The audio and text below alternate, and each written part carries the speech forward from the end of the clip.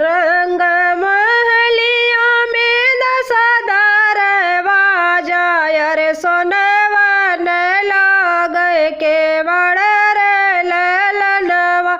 अरे सोनवा न लागे के बड़ रे ललनवा वही रे महलिया सोवे पापा कवन रामा नयन निधन ही अवर ललनवा अरे नयन निधन ही अवर ललनवा भीतरा से निसराई कवन अम्मा सुन स्वामी अरज हमारे रे ललनवा अरे सुना स्वामी अरज हमारे रे ललनवा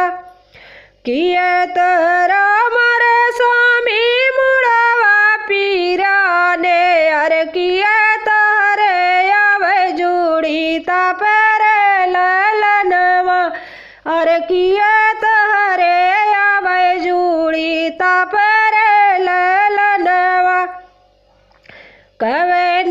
करनवा तुहे निधन ही आवे अरे अखिया भाई लाले लाल रे ललनवा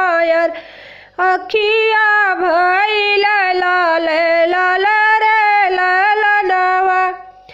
नहीं मोरी धनिया मोर मुड़वा पीराने अरे नहीं मोरे अवै जुड़ी तपर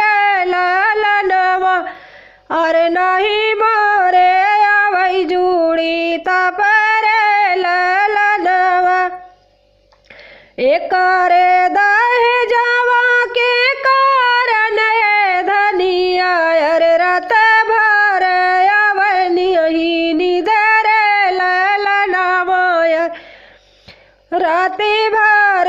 अवनी निधर ललनवा जनी स्वामी हरहु जनी स्वामी भरहु जन चित करवाए रगर ललनवा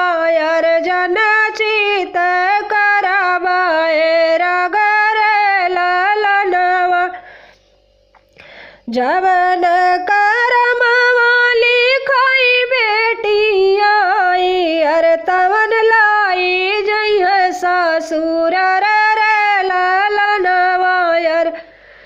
तवन बेटी जय ससुर रे ललनवा